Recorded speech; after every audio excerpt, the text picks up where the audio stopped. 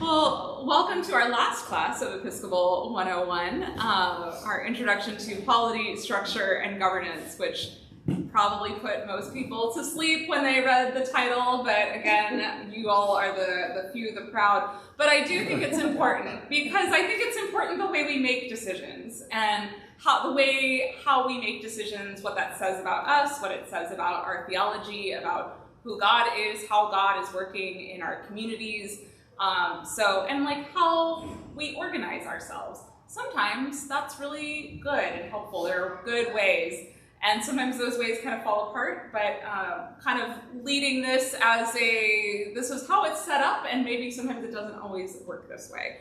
But we will get started. So yeah, why talk about our polity?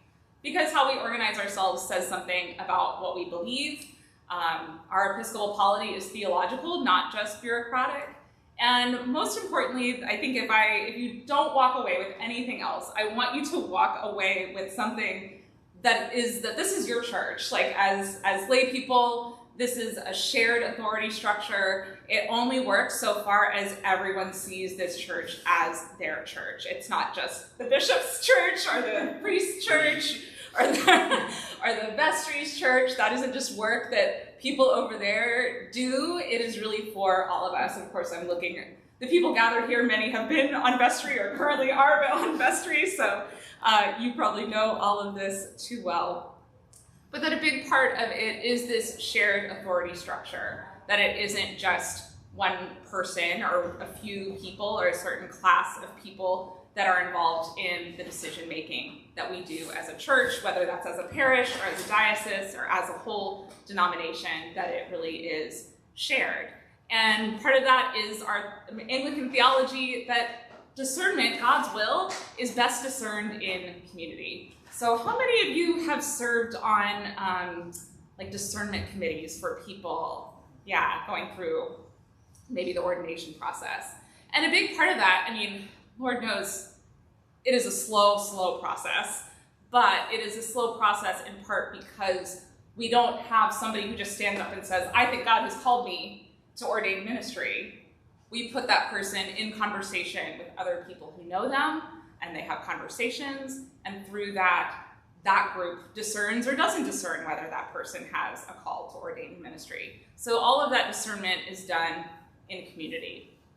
And it also, part of our theology is that all baptized people have dignity and are ministers, that it's a balance rather than centralization. So sometimes people will say like, oh, like how is the Episcopal Church different than the Roman Catholic Church? And like one of the easy things to say is like, well, we don't have a pope. We ordain women. Those are kind of, people know the Pope, and it's like, well, we don't have a pope. Well, we don't have a pope, and we don't have a pope because there isn't somebody who just says, my word is gospel, I am the head of the church. Even the people who are the heads of the church are working in community. They're working alongside other people. So who are the ministers of the church? All baptized people. All baptized people are ministers. You and you and you and you and you. I actually changed our prayers of the people, the ones that we got today at the 8 and 11, because there was a word that said something about the ministers and parishioners of the church. And I thought, no. That's not accurate theologically. You can talk about the clergy and ministers, you can talk about the ministers and people, but ministers are all baptized people. And even within the Book of Common Prayer, within the Catechism, the 4 orders of ministry that it names, the laity are named first. They're the most important. So we have laity, we have deacons, we have priests, or some people use the word presbyter because, again, we have kind of the priesthood of all believers, and we have bishops. So we've got 3 of those represented in that room right now. We'll just grab Elena for a deacon, and then we'd all be here. But so one thing that I've learned as a priest is that, how do I say this with my bishop in the room? The laity have the most freedom. The laity have the most freedom and in some sense the most power. And because those of us who are deacons or presbyters or bishops, we've taken vows that kind of set us aside for a certain task. But that doesn't mean that we're like more powerful or more special, or like, it just means that we have a particular role. And for the laity, you guys get to have lots and lots of different roles. And when I was in my previous diocese, there was, a layperson came to the dean of the cathedral at the time and was saying, that she was upset about my bishop at the time was not affirming of LGBTQ people, and she was really upset about it, and he was kind of like, you can actually do a little bit more about this than I can, because I've taken these vows of obedience. So don't underestimate your powers, laity, is I guess again, another takeaway from this talk. So there are lots of different forms of church governance. There are lots of different ways our church could have organized itself. Episcopal is just shorthand for that bishops matter. We have bishops. You might also hear about the African Methodist Episcopal Church. They also have bishops. In Presbyterian forms of shared governance, it's more about councils. And in congregational forms of governance, the local community is what matters. The local community really governs what happens. So, growing up in the South, lots of Baptist churches have a more congregational sense of governance. So even a congregation just by itself can raise somebody up for ordination and say this person is, now ordained. So starting with kind of Rod Douglas was saying, he's like, I'm a polity and governance geek, and I'm not going to come to your talk because I'm just going to interrupt you and add too much. I was like, no, I know. I had to cut down slides so that I wouldn't overwhelm people. But he was saying that especially in the Episcopal Church, it's a little bit like a parfait, and everything's kind of layered on top of each other. And oftentimes what is happening on the top layer doesn't really sink down to the middle layer and so on and so forth. So there's a lot of governance happening at various levels. So I'm going to start with kind of our congregational level, because that is where most of you exist and live your spiritual lives, is in our congregation. Part of that is ruled by our parish bylaws. Do all churches in the Diocese of California have parish bylaws? Most do. Okay, because I know in some dioceses they do not. But we have parish bylaws. Those can change by a vote at something like an annual meeting. The rector and the vestry are the primary decision-making body for the church, particularly around issues of finance and building property. We have our wardens, senior warden and junior warden. My husband, who's not church at all, is like, you guys have the weirdest words. It sounds like you're running a prison. Traditionally, the senior warden is sometimes called the rector's warden. They're sort of the right-hand person for the rector, the priest in charge, clergy in charge, and the junior warden is sometimes known as the people's warden, or the kind of person who's a little bit more connected to this is the venue through which laity can express their discontent, or hopefully their content, with how things at the church are going. And let's see, we've got senior warden. Who else has served as senior warden? Senior warden, junior warden. Yeah.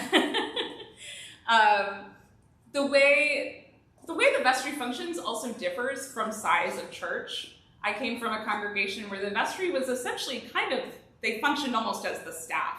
They did a lot of programmatic aspects. They were very involved in the day-to-day running of the church. Our vestry is a little more higher level of kind of how things are being, how decisions are being made. We trust the rector and the clergy to kind of run their staff. It's just a size difference kind of in how the vestry functions.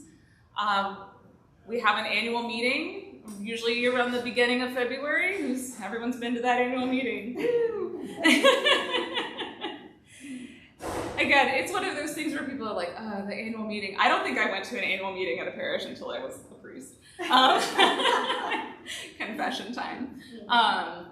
But that is, again, where you can vote for the people who are going to be on the vestry. You can, if there are any potential changes to the parish bylaws that may come up.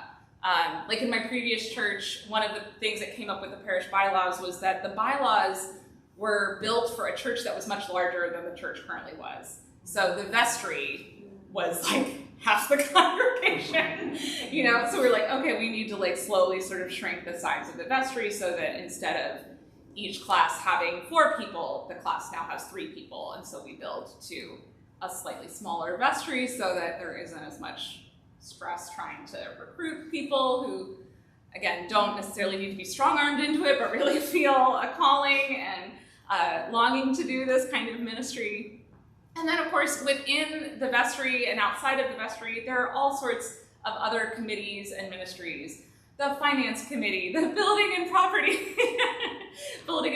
committee, which Sandy is very involved in, Sandy and Deborah both.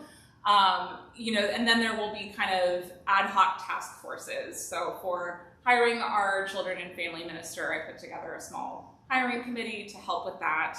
That's kind of a time-limited thing, which is a great way to get involved if you don't want to serve a whole freaking 3-year term on the vestry or something like that. Like, there are opportunities to get involved in those sometimes time-limited ways, depending on your gifts and what you might be interested in.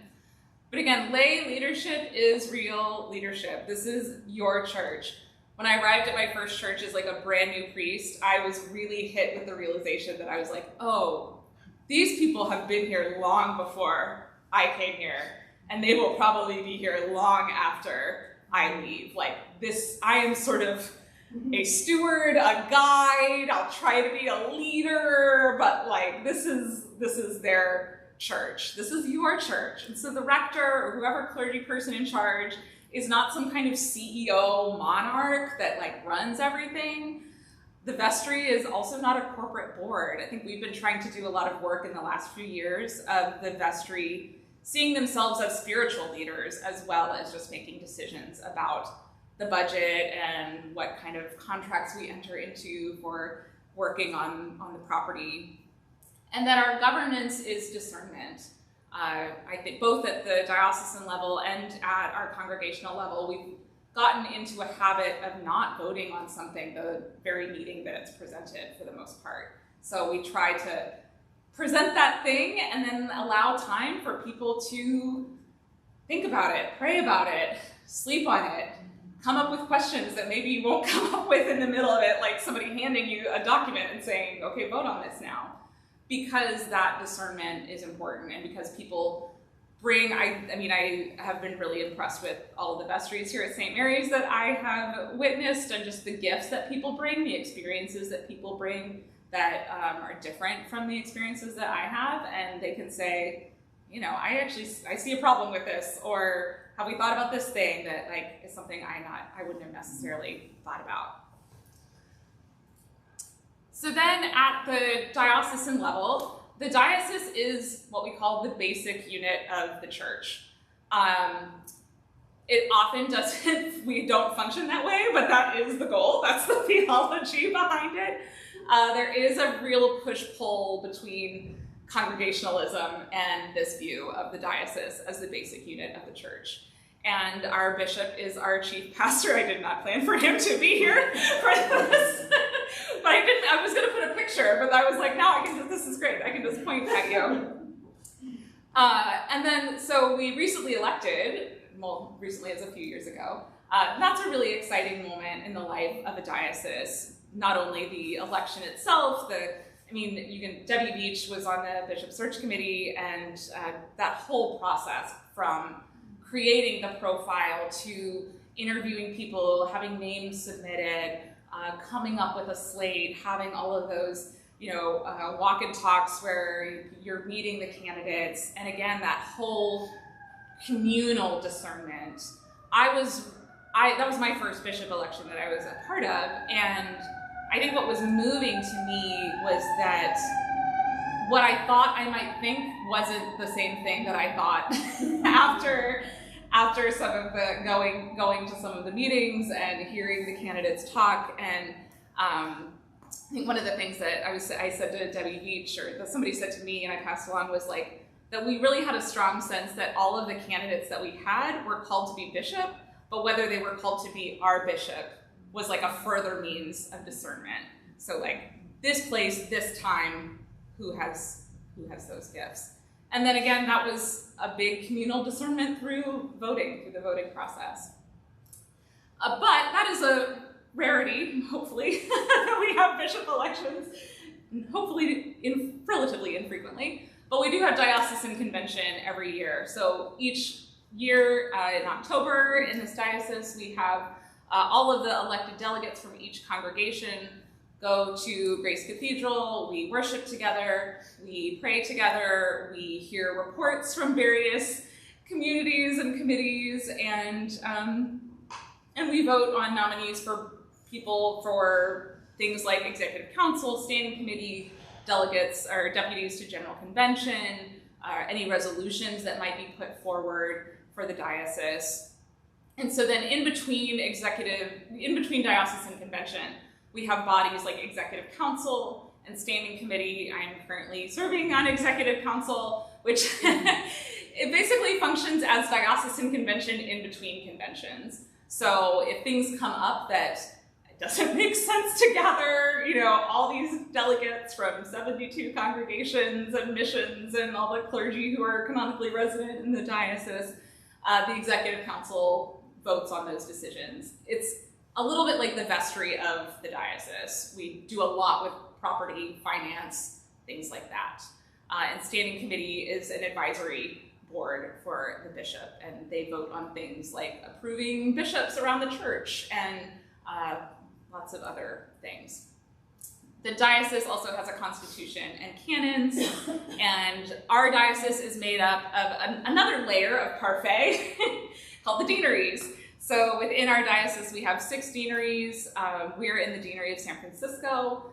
That's 72 congregations within the diocese. And the deaneries are an opportunity for regional collaboration between congregations. Although the Bay Area is not it's not the state of North Dakota, it's not, it's not the state of Nevada where you're driving, 6-8 hours between congregations. It's still, the congregations in San Francisco have different issues and joys and, things that we need to tackle that are different from Eastern Contra Costa County. That's just, and so having regional collaboration between other churches in San Francisco is really helpful. It creates that local networking and problem solving. Just to give an example, this is a very small example, but we've had an issue with a woman who is maybe unhoused, a little mentally ill, and we've helped her out for a week, and then we found her sleeping in the closet a few weeks ago on Sunday morning. And anyway, Hannah, who is down at Holy Innocents in Noe Valley, sent out an email to all of us, and she's like, I've had an issue with this woman, and we were all like, we know her. Yes, she is an issue. So, some of it was a warning, some of it was hey, has anyone else had this experience? And so now we know that this person is kind of making the rounds between other congregations. Does she go to other denominations? I know. I don't know. Yeah, she's Episcopalian. That's a good question for you. That's is the standing committee clergy all exclusively? No. I didn't know. So Yeah. All of these councils and committees are made up of both clergy and lay people, and even when you see nominations or when it's this year at diocesan convention we're electing one lay person and one clergy or lay, or it specifies kind of what balance we need to keep. And one more question. Yeah. The diocese, the breadth of the diocese, I always forget. You mentioned Contra Costa and San Francisco. How far south and how far north? Inverness, Novato, Are the furthest north. Antioch, Livermore, Palo Alto, Afton Bay. Yeah. Yeah, well, it's funny because All Saints Palo Alto is El Camino Real, but St. Mark's Palo Alto is Diocese of California. So it gets a little squirrely around there. But that's amazing. It is more powerful. Yeah, But we're the 5th smallest geographical diocese in the Episcopal Church. So Really? just as the Reverend was saying, I'm really thankful that we don't have to drive 6-7 hours. Yeah. And yet it's still a haul. And it's diverse, Yeah. I mean, trying to get down to Palo Alto in traffic is a whole other ball of wax. But I think, Bishop Austin said something that also kind of blew my mind, where you said something about most of our diocese is water. And I was like, oh, it really is. Like, the Bay is so big, and yet I mostly think in terms of landmass and how, bridges and things. It's like, oh no, most of this is actually coastline. It's water. It's the Bay. So I'm looking at the wider church, our whole kind of denominational governance. We have General Convention, that is the body that meets every 3 years. We talked a little bit about this in the history section. It's no mistake that it's a bicameral legislature. It came into being around the same time as our national constitution, so it looks very similar in some ways. And that bicameral legislature is the House of Bishops, which is bishops, and the House of Deputies, which are other clergy and lay folks. So I think it's kind of an interesting thing that it puts the bishops and like clergy and lay together. I think sometimes a lot of our things just separate clergy and lay. Again, there's a constitution and canons that governs that wider church.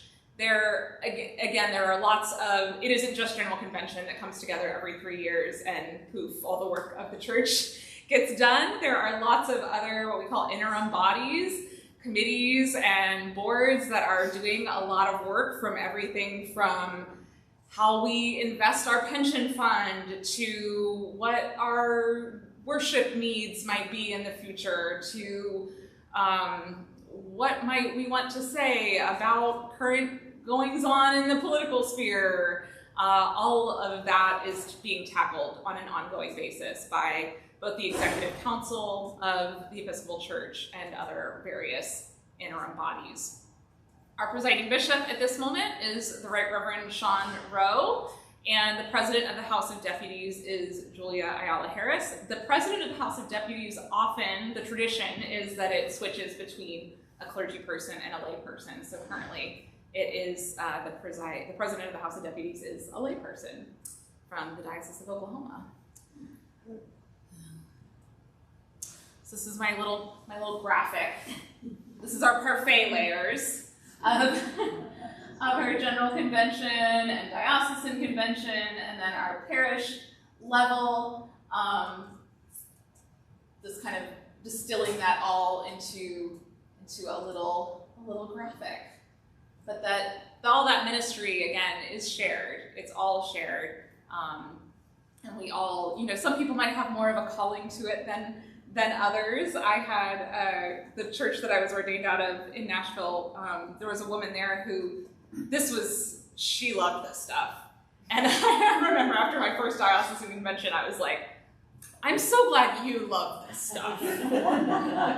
Not everyone does, but the people who do, or the people who really get into it, are really a gift, because it does require investment, especially from lay people who, all of you are busy, you have your own other things that you're involved in, other boards you might serve on, or other, communities that you're a part of.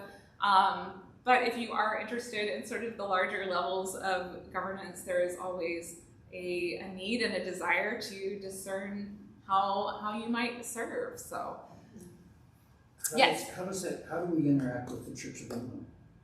So we will get to that a little bit. Yeah. I think that's coming up. Okay, so anyway, all of this, why does this matter? In part because shared authority protects the church. Not only does it protect the church, it protects the people of the church, not just the church as an institution. Because, again, this is sort of ideally and how it is supposed to function, no single person controls everything.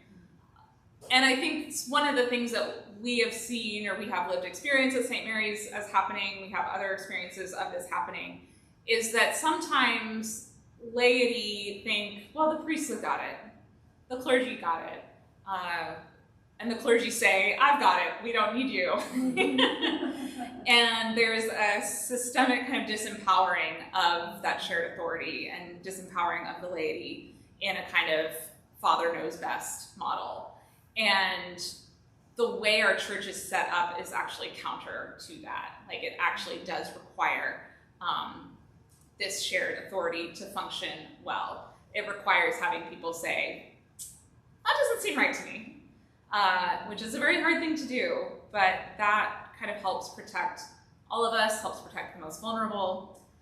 It's important because our polity reflects our theology, that truth is discerned within community, whether that's a truth of, how we worship on the kind of denominational level, whether that's a truth of, do we want to go for this company or that company to clean our carpets? Like all of those decisions are within the spectrum of what it means to be and do church together. And so participation matters, that this is your church, whether that's vestry elections, committee service, diocesan life, general convention, deputies. And also, the church moves so slowly sometimes. And I know I've gotten really frustrated with that in the past. And so this is more to remind myself than anybody, but that the church moves slowly on purpose, that it's actually designed as a feature and not a bug, because that work of deep listening, of hearing each other, of coming to consensus is, I would say it's holy and life-giving in and of itself, not just towards making a decision. That is part of the work that we do is, whether it's as a vestry, getting to really know somebody else on vestry that maybe you didn't know before because you're disagreeing with them or you're arguing with them. But really getting to hear one another, hear each other's values, all that deep listening stuff, it is really slow sometimes. And that can be really frustrating and also good.